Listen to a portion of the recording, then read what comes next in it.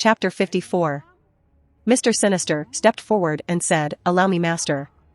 Apocalypse pulled him back and said, "No. They are beyond you." Harry rushed forward and swiped his sword as the Ancient One firmly stated, "I call forth the icy tendrils of Ixalan." Apocalypse batted Harry's monomolecular edge blade with a wave of his hand just as a surge of ice covered him from head to toe. Harry generated more phoenix flames as the ice shattered and the Ancient One charged forward to stab him through the eye. Apocalypse swatted away her eldritch sword, shattering it as Harry finished inhaling the phoenix flames he had conjured. Apocalypse slowly raised his hands as Harry charged the phoenix flames in his lungs with immortal dragon chi, and in the next instant he released another blast of dragon phoenix fire breath. Without bothering to dodge, Apocalypse slammed his hands together, creating a massive shockwave that scattered the immortal dragon chi-infused phoenix flames harmlessly into the air. The shockwave also threw Harry and the Ancient One back a half-dozen meters. Harry paused. It had only been about 5 seconds, but things were already not exactly going well. There was only a single power that could stop a monomolecular blade like that. Molecule control. Although records of Apocalypse could be found in Kamar-Taj's library, the exact details of his powers was not known. Now the truth was apparent. Sabah could control the structure of the molecules in his body. Thankfully, such a power did have a few weaknesses. For example, he could only change the structure on purpose.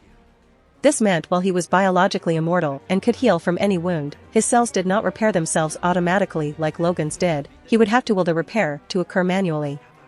Also, the energy required to shift the structure of his molecules would be taxing. Harry charged forward once more, but the Ancient One kept her distance. No form of teleporting through any means besides special port keys would work on this island thanks to the centuries' worth of barriers, and Harry's silver portals were the only exception. This meant Harry could not operate at will, but it also meant whatever means Sinister and perhaps Apocalypse had to teleport would not work as well. Harry swung his blade again and was once more repelled by the mutant's hands, while the Ancient One called from the back, "Answer my call, flames of the Faltine." This time a torrent of orange flames surrounded Apocalypse. The Ancient One's plan was not different from Harry's. Attack with physical strikes and magic spells to force Apocalypse to either take heavy damage from one or rapidly switch his molecular structure to adjust to each over and over. They didn't expect to tire him out, but they could get an opening if they kept at it for a few minutes. Apocalypse's skin glowed and the flame snuffed out. The Ancient One didn't need Harry's energy sense to tell what had happened. Apocalypse absorbed the energy of the spell. If he could absorb energy, then he'd be able to heal faster than they could damage him even if they got in a few hits. The massive mutant raised a hand and a massive bolt of energy shot out from his palm and struck the Ancient One's location nearly in the same instant it was fired. The Ancient One, however, was fast for her age and cleanly dodged the strike, standing at the side of the massive crater that had formed without a singe on her gown. Apocalypse said, "You are only delaying the inevitable. You cannot stop, Apocalypse." In the moment he shouted his name, he vanished from his position and appeared in front of Harry, slashing through the front of his chest, spelling blood everywhere. The mutant's hand had shifted into the form of a long blade and he moved with speed unthinkable for one so large. Harry didn't bother faking his death and took a few steps back. His wound quickly vanished, though the weight of that strike cleanly removed an eighth of his health through his personal adamantine armor. Harry could tell Apocalypse's strength didn't lose out to the full power of the immortal black dragon Chiantang. Apocalypse did appear slightly surprised that Harry was not dead. Standing near the spaceship, Mr. Sinister actually had his jaw drop. Apparently, he didn't think the metaphysics expert was an immortal mutant as well. Since the big man wanted to fight, Harry would oblige. Harry saturated himself in dimensional energy, red energy from Sidorak's crimson cosmos, and fully unleashed his immortal dragon chi for the cherry on top. Harry wreathed his sword in conjured phoenix flames. He was very pleased Blade had given him that idea. Without waiting for Apocalypse to move, Harry rushed forward at speeds that would give Pietro a run for his money, using strength that Rogue couldn't match if she channeled the Juggernaut himself. Apocalypse did not stand idly by and struck forth with all his power. Although it was a simple swing, it showed the man's expert-level skill with a sword and was not something Harry could parry. Harry instead met the blade head-on with his own, and the earth beneath them shook from the impact. Harry was forced a few steps back, but he was not overwhelmed. Harry actually had the advantage in speed on that one. Dimensional energy does not actually increase physical strength or speed when used for enhancement by a sorcerer. By saturating the body in dimensional energy, a skilled sorcerer can manipulate it within the body like the strings of a puppet to direct the body to move faster or hit harder than it was physically capable of. This has a limit, of course. Harry's limit, however, was far, far higher than his contemporaries when it came to using dimensional energy to speed up and empower his body. That, stacked with the increased momentum of the red energy and the all-around amplification of dragon chi, meant Harry was a force on his own. That being said, Harry was only able to barely hold against the immortal because of his equipment. His armor was made to cycle the red energy he saturated himself with, so it was not wasted and would even store some of the used energy, allowing Harry to grow stronger over the course of the battle. Apocalypse leapt forward for the next Earth Splitter strike and Harry sidestepped. The impact of the blade against the ground forced Harry back, preventing him from using the opening to strike the mutant. The Ancient One seemed to have been ignored, which she was fine with. A small orange ball of flame was sitting in her hand and it looked like she was waiting for a moment to throw it. She wasn't. Giving her time was never a good idea. The flames of the Faltine were slightly inferior to Phoenix flames, but not by much. The Faltine were basically gods of magic and their magic flames could burn stronger than any other magic fire. The Ancient One was continuously channeling more and more flames into the glowing sphere in her hand. The longer the wait, the more it contained. Harry could tell what her plan was and had been acting as the distraction. Any form of energy absorption had a limit. Exceed that limit? Boom. The Ancient One had been around the block a few times and knew how to deal with snippy little brats with god complexes. Harry matched Apocalypse strike for strike. Harry was pushed back with each exchange, but he was used to fighting those stronger than him, so he was experienced at fending off the attacks without receiving a fatal blow. The Ancient One threw the fireball, which changed in color from orange to white, revealing the immense intensity of the flame. She didn't bother aiming at Apocalypse, she aimed for the entrance of the ship. Harry had drawn the massive immortal away from his ship, but he noticed the deception the moment the Ancient One moved, and in the next instant he stood in front of the fireball, which exploded on contact in a torrent of flames hotter than the sun. Everyone on the island was momentarily blinded, but the shield separating the layers prevented the others from getting incinerated. Harry and the Ancient One already had barriers ready, which prevented them from getting cooked. A moment later the light vanished and Apocalypse stood tall. Sinister was a few meters to the side and heavily burnt. He had erected his own barrier, but it had not been enough to completely protect him. Apocalypse started glowing and shouted into the air. Rather than explode though, his purple armor shot a beam of light into the interior of the ship. The mutant's glow dimmed and his burnt body was revealed, but it was also recovering at a visible rate. The Ancient One and Harry noticed the problem. The man's armor regulated the energy and could even send away excess energy. That meant his weakness was negated, at least as long as he was near the ship.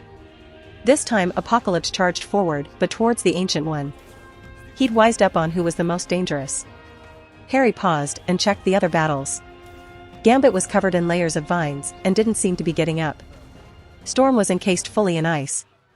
Someone would fix her later. Wanda and Magneto were still going at it, but Wanda had apparently gotten creative.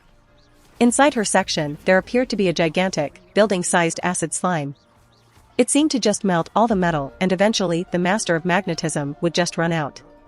Jean wasn't exactly having a tough time, but the more of the Phoenix's power she used to deal with the dark aura covered Xavier, the more problems would occur in the future. The main problem was still Apocalypse. If they tried attacking his ship again, he might close the door, but they needed to destroy it, which meant they couldn't attack it unless they knew the attack would work. Harry was pretty sure the ship could control the mutant ascension system in orbit, so breaking it would either stop the thing or at least make it easier to stop the thing using other means. Harry couldn't keep up this level of combat for long, and neither could the Ancient One. Harry had already shown himself to have the ability to heal, so Apocalypse seemed content with passively trying to kill them while waiting until the timer reached 0 and the system in the sky went off. Giving a look at the Cinder, formerly known as Mr. Sinister, Harry got a stupid idea. Harry unpaused and ran over to back up the Ancient One. She is not as fast as Harry, but she could fold space even without Dormammu's mark appearing, which assisted her with dodging and attacking.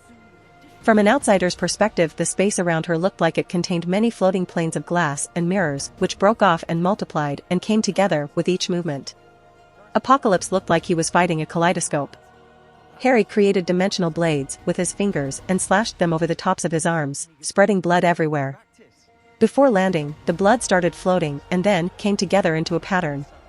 Harry charged the pattern with all sorts of magic and it broke apart and flew at Harry in pieces. The broken lines and symbols of blood etched themselves into Harry's body. The aura surrounding Harry magnified several times over. This was Harry's all-out tactic, blood amplification magic. The blood in his body would literally burn away for the duration of the spell, and the spell could not be reversed once started. It was a nearly guaranteed death. Harry's sword cut through Apocalypse's altered blade arm with a single sweep. He'd gotten through the mutant's power, with sheer strength even a diamond would have met the same fate. Harry sent a coded mental message to the Ancient One of the plan and started pushing Apocalypse back. For about 3 seconds. Once the mutant understood Harry had, for the moment, become an actual threat, his body grew in size and didn't stop growing until he was 5 stories tall. His massive foot stood in front of the ship's entrance, and his other foot moved to stomp Harry into pulp. Harry's aura strengthened with each second as the effect of the burning blood was accumulative, and he'd grow stronger and stronger until he died. Harry could feel his health shrinking with each moment, and the used blood would not return unless the spell ended. The reason blood magic was illegal was that any blood used in a blood magic spell would never return to the user. If a person had exactly 10 pints of blood, and they used 1/4 of a pint for blood magic, from that point onward until the effect the blood was used for had ended, the body would only ever retain 9 3/4 pints of blood. This didn't make sense for a non-magical human, but it was real for magical humans with magic in their blood. Harry jumped at Apocalypse's chest and rammed his phoenix flame-infused sword through Apocalypse's armor and through his heart. Harry then snapped off the hilt and jumped back. Apocalypse shouted in pain, but the flame was not enough to kill him even if his heart completely incinerated. Harry conjured his massive red eldritch sword, which contained a thick aura of blood.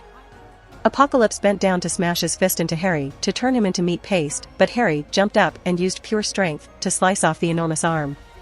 Harry jumped back to get some distance as the Ancient One launched another concentrated orb of faultine flames at the wound in Apocalypse's chest.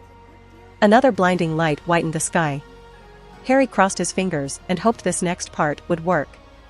Harry channeled every bit of dimensional energy into his body that he could reach.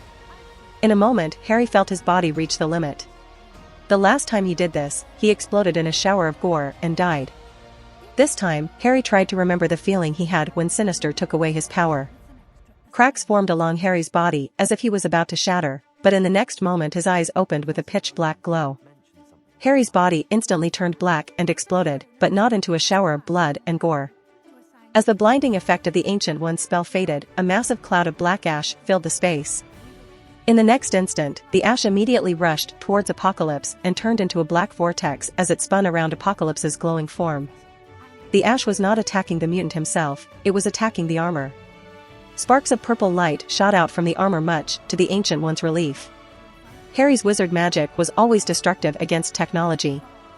This was more advanced than any other technology they had come across, but was still technology. Though it was heavily resistant to Harry's magic, they gambled that it was not immune. Apocalypse suddenly understood what was happening. He shouted, "No," as the armor tried and failed to siphon the excess energy from the spell. Without an outlet, his flesh could not handle the might of the small sun he had just absorbed. Apocalypse tried to gather the energy and fire it away, but he was too unlucky to meet Harry. Harry wasn't aware that Apocalypse had changed much of his flesh into techno-organics. Advanced, but still technology in nature.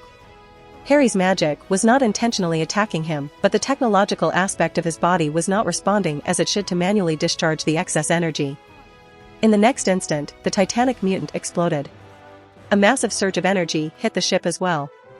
Sinister somehow managed to get onto the ship by sneaking around Apocalypse's foot, and he closed the door. The quest only had 5 minutes remaining, so the Obscurus form of Harry spun around in a circle and created a silver ring. The spaceship vanished, using the ring as a means to teleport out. Harry didn't have time to care. His Obscurus form directly entered the ring and flew out into the vacuum of space. He charged the massive black pyramid and turned himself into a spear, violently spinning and speeding up until his form reached and pierced into the massive construct through the crack they had created earlier. Harry easily found the core of the system and directly charged into it, saturating it with wizard energy. Ping. Quest completed, stop the apocalypse. Reward, Obscurus perk. Harry's magic particle cloud left through the same crack it came through. The pyramid sent a charge of lightning out which hit the closest nodes in the array and caused them to shoot out lightning as well to the next closest nodes, propagating the spread. Suddenly, each node hit by the lightning exploded. A chain reaction occurred, and within moments, the purple sky above the earth was filled with flashes of light, and after a moment it returned to normal. Only the massive pyramid itself remained, but Harry had already left and was completely out of energy. Harry's particles naturally converged, and after a moment Harry was back in the flesh. And in space. And free falling. And too exhausted to lift a muscle, and without a single drop of magic left in his body to even use a portal. Harry accepted his death as the pain in his lungs was making him black out. He used the last of his willpower to turn his body away from the black void so he could see the beautiful earth. What he saw, however, was a massive firebird getting closer to him. In the next moment, Harry was in Jean's arms and wrapped in flames. These flames possessed an aura of life which allowed those wrapped in them to survive in unsurvivable conditions. Even wrapped in flames, there was no sound in space, but nothing needed to be said between them. The pair looked down at the beauty of the earth for a moment before facing each other and exchanging a passion-filled kiss. A few minutes later, Jean had descended back to Black Island. Usually she would not be able to find it, but she could use her connection to Wanda and Rogue to find them and just follow that.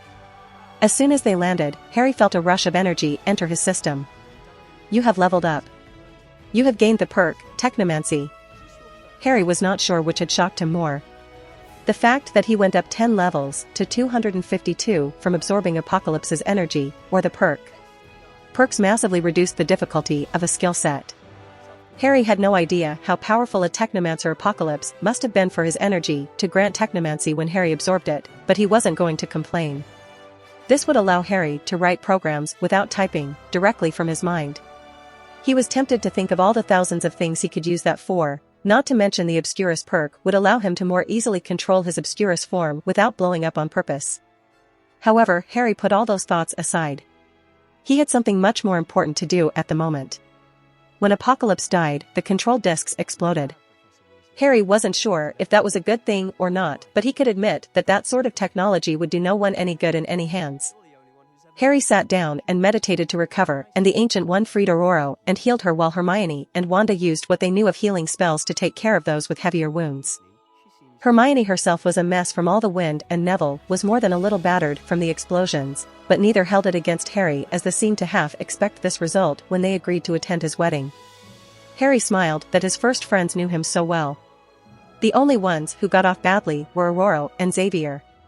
Jean went relatively easy on him all things considered, but while his body was being controlled, it fought like a much younger man, and when Xavier regained control, he was injured simply from everything he'd done while fighting Jean. The only real casualty beside Sinister's marauders was the giant acid slime Wanda made, which they had to kill. Wanda was getting a little attached to it, and Harry immediately decided when they all moved in, he was getting 3 corgi puppies. One he would name Twinkie, and one he would name Little Potato. He'd let the girls decide the name of the third. Then again, he could just make some magic puppies or hard light puppies. At least he would not have to worry about them getting eaten by Goose. Harry made a portal so that the Ancient One could get the time stone and tally the damage. She hadn't brought it to the wedding as she did not feel it was necessary. Normally the stone should always remain at the sanctum in Kamar-Taj, and when she left she would leave it there. What she found using it to look into the future was both good and concerning. The future she wouldn't tell Harry was still there. However, the ripples caused by events caused by Harry were unknown to her. Any future she saw was one without the effects of Harry's presence. So she would never see brilliance incorporated through any use of the time stone to see the future, and she hadn't seen Apocalypse's plan. Even if it failed, Apocalypse's plan would have repercussions for the future, but she couldn't see those either. In any case, she'd just have Harry deal with it. What was the use of training an apprentice if she couldn't hand off the annoying work to him? Once everyone was settled, the wedding resumed. The timing for the ceremony was gone, but they were still going to have the wedding because Harry didn't want to wait countless years until the next alignment to marry the girls he loved. Even if Jean left one day, he knew she would come back. Before the sun set, Harry stood at the altar where the Ancient One officiated, and they waited patiently. Rogue, Jean, and Wanda walked up in their beautiful dresses and were led up the aisle by Logan. Oddly enough, he was the de facto father figure for most of the X-Men, and the old man didn't seem to mind. The fact that he could rub it in Eric's face in the future was certainly a bonus, but he wouldn't deny he cared for the kids like family. He didn't have memories of his past, but he knew he had family. The Ancient One asked, Harry Potter, do you vow to love, watch over, and honor Jean, Wanda, and Anna Marie? Harry answered with his heart, I do. She asked the same of the other three, who answered the same. Then, by the power granted to me as Sorcerer Supreme of the realm of Earth, I now pronounce you man and wives. You may kiss the brides. Harry kissed Jean first and then Anna Marie, then and Wanda. Those in attendance cheered and a number of them cried. Rogue tossed the bouquet behind her and it was Sarah Kinney who caught it. She looked suggestively over at Dr. McCoy who seemed to shyly blush behind his blue fur and smile. Harry used a portal to allow everyone to leave except for themselves. The mansion on the island survived the battle and Harry's 2-week honeymoon was about to start. Over the course of the next 2 weeks, Harry updated his wives on every sex spell he was aware of. Sirius was banned temporarily from the island and Amelia ensured he would not show up so the group didn't have to worry about anyone hearing them scream into the night. When Harry was asked at the end of the first week if he acquired a sex path, he refused to answer. 14 days and 27 replacement king-sized beds later, Harry and his girls returned to New York to officially move into their new home. Wanda and Rogue had tested out of high school and Jean officially graduated, meaning that even though all three were 16, all three were accepted into NYU. There was a very specific reason Harry moved right next door to New York University. He wanted to attend with his girls. All three of his wives were accepted as students, of course. Harry did not apply as a student. He applied as a teacher. Harry already got a teaching certificate and due to the fame of his video lectures, his teaching style and qualifications were well known. His mutant debate showed that he could face a live audience and still calmly deliver a lesson, which proved he would have no issues teaching a class of students, and Harry applied and got approved on August 3rd to teach some classes when the semester started a month later, giving him the record of the world's youngest professor at age 16. Harry made news a number of times after this, as did the university, which received a lot of publicity and attention for their record-breaking precedent. Once it was all set, it was decided with the faculty that he would teach several different physics classes and one metaphysics class as well. At the moment, Harry was the only person in the world technically qualified to teach a class on metaphysics. By having Harry as a teacher, NYU could add metaphysics as one of the degree options, and those who wished for such degrees could study under Harry in the future. New York University itself was one of the top science universities in the States. It was behind MIT on the tech side, but ahead in biology and physics with famous professors like Dr. Samuel Stearns and Dr. Kurt Connors. These would be Harry's colleagues in the future. The brightest geniuses in New York would attend and Harry would be there to teach them. Although Harry loved magic and enjoyed saving people as a hobby, what he truly wanted to spend his life doing was teaching. The first classes would be starting in on the first Tuesday of September and Harry already had his lesson plans. He hoped the faculty would not hold it against Harry if he used a portable hardlight projector to play pranks on his students. He would have to keep them on their toes after all, it was what a responsible teacher should do. Though anyone looking at Harry as he thought up all the pranks he was going to play on them would have no choice but to think Harry was planning something purely diabolical. One day on the last week of August, Harry got a call from the Ancient One. Harry asked, "Bad news?" "No, actually. Good news.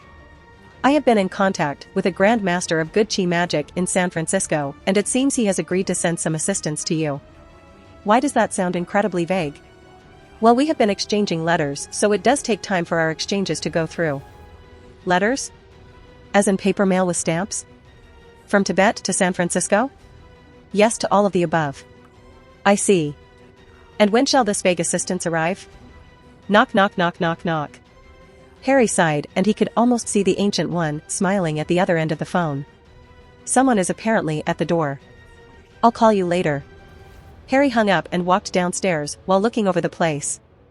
Harry didn't use house elves, but simply used magic to clean everything himself.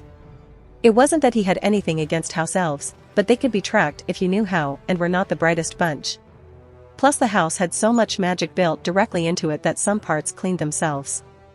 Harry opened the door and found a 16-year-old girl of Asian descent.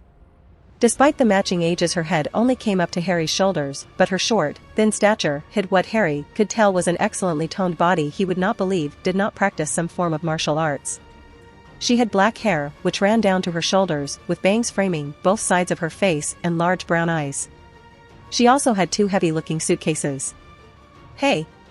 You're Harry, right? I'm Jade Chan, and I'll be your teacher in chi magic. Harry raised an eyebrow. She certainly had a lot of chi, Harry could feel it, but she did not feel like a master. Still, the letter had come through the Ancient One. Harry invited her in and said, in that case, welcome to New York. If nothing else, Harry was a little curious as to the identity of the 12 sources of dragon chi in one of her suitcases. Even if she was lying, it should prove interesting. Outside of Harry's house, 20 brand new, highly advanced wireless cameras had been set up which all monitored the street and every face that came and went.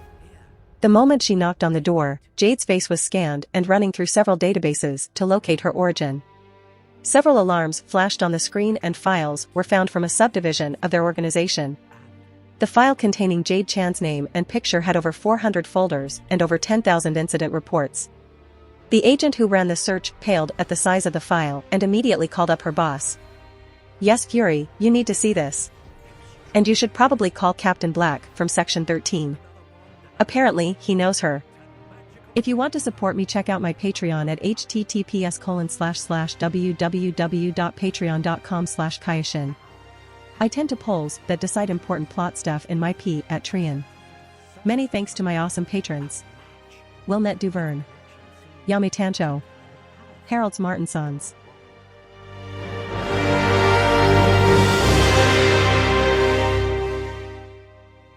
If you liked the content, don't forget to like and subscribe to the channel. I'll stay here until next time.